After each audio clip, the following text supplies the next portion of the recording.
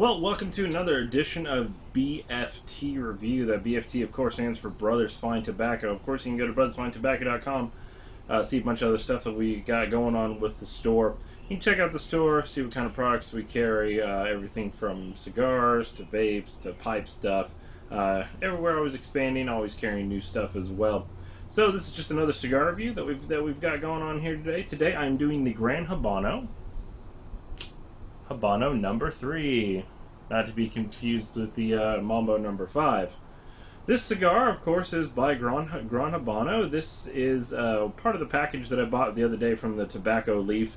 I will say that these Gran Habano labels, don't really think much of them. This is kind of their more just kind of stamped on standard label. It's got a little embossing there, but just by looking at the label alone, this tells me that it's something. It's just here's just a general cigar that we're putting out. Now, I did do a review of the Connecticut number 1 a couple days ago. Posted on there, should be the 3rd or 4th video there in the list if you care to go back and watch it.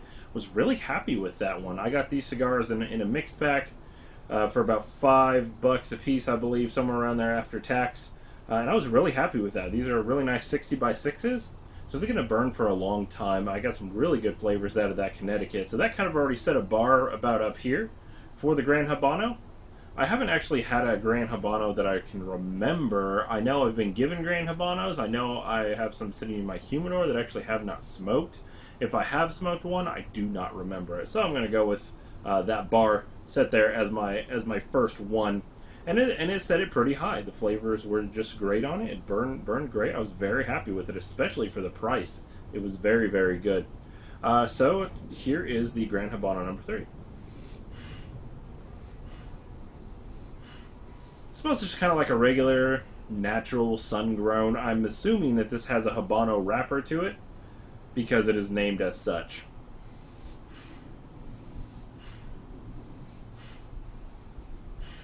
I would say there's some tobacco-y leaf, some general hay tones happening there. Nothing really jumps out. Maybe some dirty earthiness. Nothing that jumps out as being, real sweet or coffee tones or leathery. Nothing like that. Just real general. So I'm gonna light this one up. If this is a Habano wrapper, it does a very good job of not overpowering your tongue right away. I am inclined to say it is a Habano wrapper. It is not nearly as bold and spicy as a lot of the Habano wrappers that I've been smoking lately. It does generate a lot of those bitter spices on the tip, and then on the sides, back sides of your tongues right there. So it does absolutely remind me of a traditional Habano wrapper without being too powerful. On the first light, it has a lot of kind of sandy tones to it. Kind of like if you've ever gone to the beach and kind of gotten sand in your mouth. It almost reminds you of kind of like a gritty tan, if that helps anybody at all.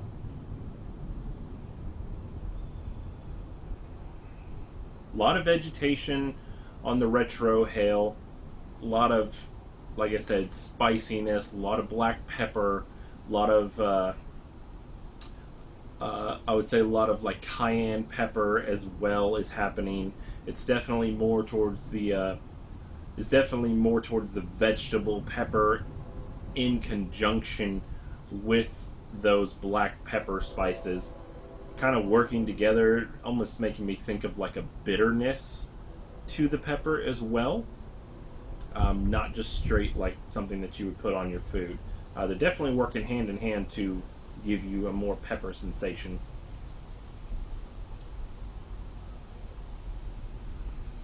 Yeah, gosh, it almost reminds me of the jalapeno bitterness kind of burn that you would get in your mouth. That's really where it's going right now. That's a very good description for it. So I am going to burn here through this first third and be right back in 1 sec your guys' time. And I'm really excited for this cigar, I will say. Like I said, I've got a pretty high bar set already. and I'm hoping that this one exceeds the last one. The first third of this Gran Habano number 3, and all through this first third, there's just been lots of real like chewy wood tones. I would say things like ash and oak and pine, and just kind of a really nice conglomeration of these different flavors. It definitely changed from what it was first starting out. The smoke production has been excellent. This is probably the worst that the burn has been so far. So very happy with this cigar so far. I would say the flavors aren't really able to be kind of picked out as, oh, this is coffee, and oh, this is wood, and oh, this is this. They're all just kind of mashed together. That's why I say it was kind of like that, almost kind of like sandy tan, just kind of a bunch of things kind of blended together happening in this cigar. It's just been burning great. I haven't had to baby this at all. I was actually sitting back here, had a nice big long ash on it, just puffing away, and then just of course everywhere into my lap as I do. I was just really enjoying it. So I'm gonna get here into the second third and be right back in 1 sec for you guys.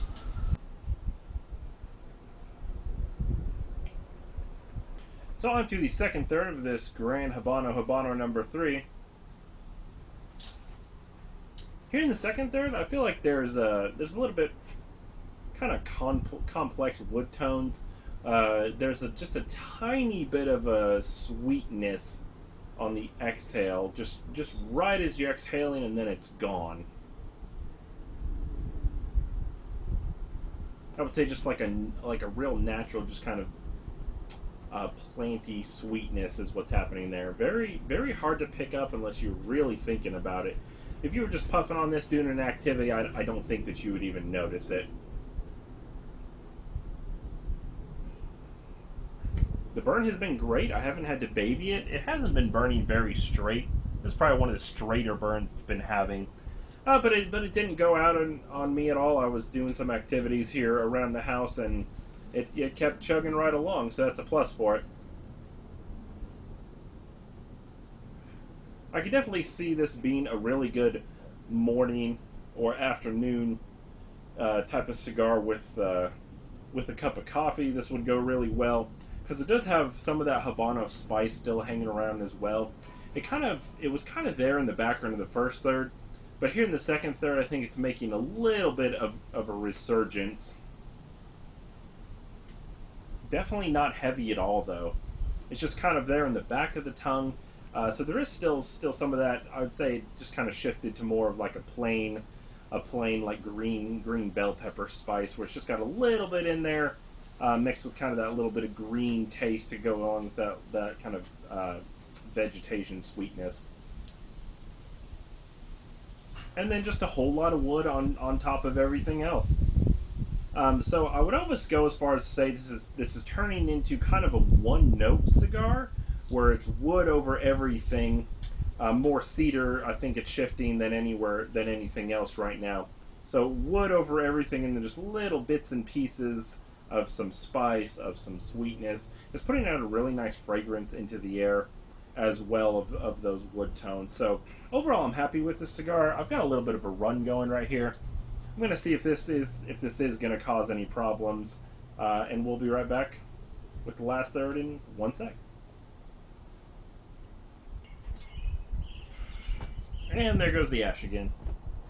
Well, I was going to say I'm here in the last third, and I was going to try to show you guys that ash right there, but me in my traditional style, and if you've seen in my videos, my ash usually goes all the way in my lap. So the ash was hanging on probably about an inch or so. It's been kind of crumbly here at the end, but it is getting towards the end. There's been a really nice nuttiness that has actually developed here in this last third. I would say even so far down, it actually hasn't even turned to like the dark charcoal yet. I expect that it's going to turn that way here in a little bit, so I am going to go ahead and finish up this cigar. I've got about an inch left on it. Overall, the wood is still just kind of encompassing everything. I feel like that nuttiness is just kind of on the exhale, something that you pick up if you were really thinking about this. As far as the spice goes, I did have to go ahead and take a drink of water. it did get to a point where the spice was making kind of a resurgence, but it was almost like a back of the throat spice. So it was almost, I would say, almost kind of irritating in the back of the throat. That really made me think, oh, I should really drink something with this. But overall, this has not been a very spicy cigar at all. I expected it to have a lot more of that Habano spice to it, but it really hasn't. So I would say this is a really good cigar, very similar to like the Rocky Patel Habano, the Rocky Patel Edge Habano. To try if you kind of want to step into Habano with something that's got a little bit of spice to it, something that's got a little bit more of those robust flavors to it, without going full on Habano like a CEO Extreme or a Cohiba Black, something to kind of get your feet wet into it. Really rich flavors are still coming out on this. Like I said, wood overall, with some of those spices down in there, some nuttiness on the exhale, which I'm really appreciating about this, because it's kind of giving a little bit of a different kind of layering effect to it. If you're really stopping to think about the cigar, like I said, this would be a good one to just kind of let smolder while you're working around the garage, or just kind of kicking back to the buddies, and you really don't want to analyze something. This would be a good one because it's going to burn for a long time, being a 60 by 6 without being too strong for you. See the burn right there? It's not real straight. It hasn't really been straight through this entire cigar, but the ash does hang on pretty well for about the first inch or so. A good solid inch this ash will hang on. So overall, real happy with this cigar. I've been real happy with everything Gran Habano so far, even though I've only smoked a couple of them. Is it as good as the Connecticut? I personally don't think so. I felt the Connecticut had more distinguishable flavors that you could actually pick out and say, oh, this is there, and this is there, and this is there. Whereas this one just kind of had wood overall, and then just kind of bits and pieces here that you would only pick up if you were actually really analyzing and thinking about it. The smoke production has been great. It's not too hot to smoke here in this last inch. It's not too strong to smoke here in the last inch as well. So overall, good cigar. Totally worth the $5 that I ended up paying for it. So, if you're not there already, Brothers Fine Tobacco, make Adam happy, and subscribe, and leave a comment. And as always, thank you guys for watching.